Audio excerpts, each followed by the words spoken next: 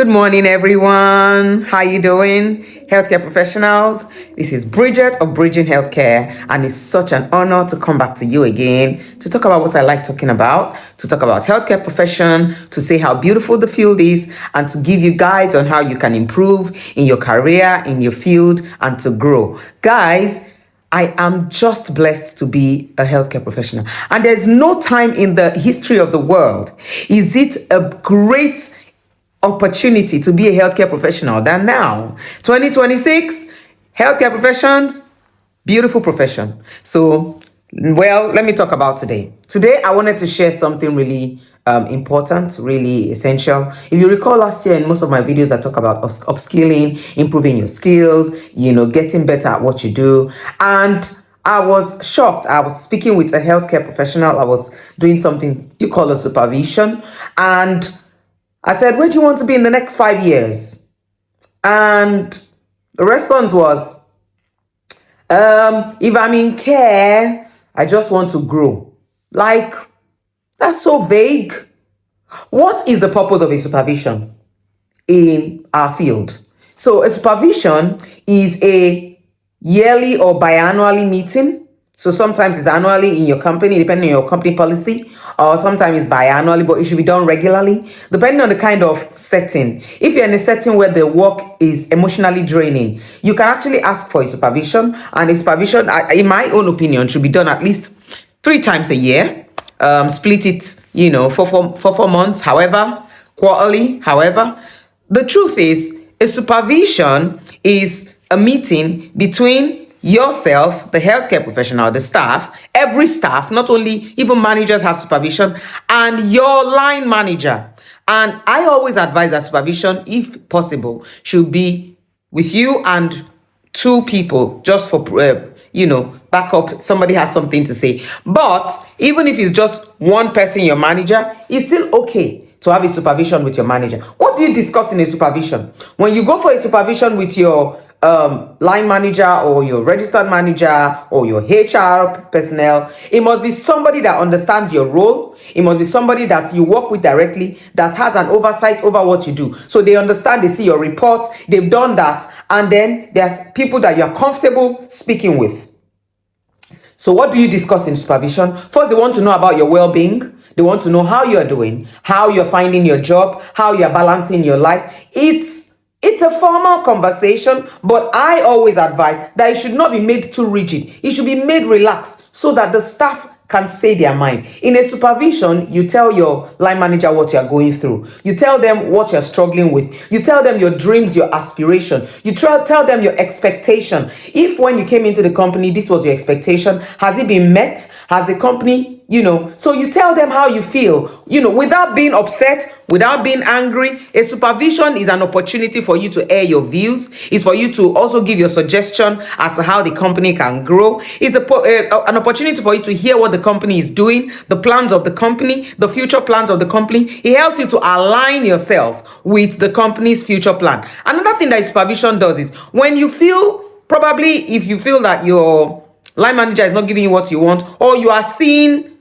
some signs of a close culture, or you are seeing some signs of maybe there is a safeguarding that you've raised and nobody has responded to it, or you see something about your work generally that is not, or your family life. Probably you're pregnant, you can ask for a supervision to say, I'm pregnant, or you're a male. You know that now in April, the new employment rules is going to allow men who have babies to also go on paternity leave. But you must tell your employer at least 15 weeks before, except the baby came preterm or unplanned. So it's an opportunity for you to say, well, we're expecting a child, this is it. Or you tell them your wins as well.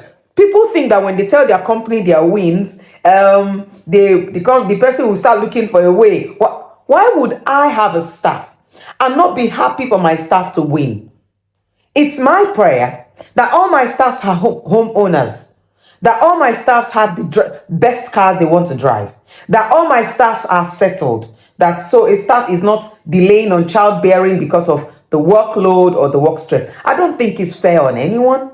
I don't think it's fair. My staff should not be thinking because of maternity leave, the pay might not be as much, they will not be, so they don't want to have a child. So a supervision is an opportunity for you to be human.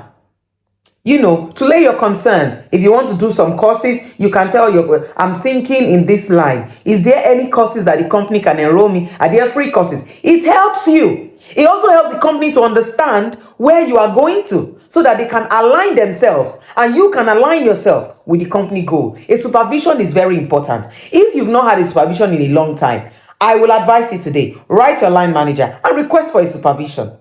I have done that before. Sometimes it might be to air your view. Sometimes it might be to say your appreciation. It's an opportunity to get to know you better. So, today, if you've not had a supervision in the past 1 year, call your line manager, send an email, and request for a supervision. And everything is documented. And they will ask you to sign. So before you sign, you will read. If it is not what you said, you tell them, correct. I once had a manager who said she wanted to do a supervision. And I don't think that manager was really trained on supervision and all that. She was just really, it was a very toxic kind of environment. And she requested for a supervision. And we had a supervision. And of course, she did her writing one-to-one. And she then asked me to sign. And I read it. And these were not what I said. This was not what I implied. So I told her, I'm sorry, I'm not going to sign this. This is not what I meant. Politely, this is not what I meant. This is what I said. And this is not what I said. You wrote what I did not say. And when I saw that she wasn't bulging, I didn't sign it.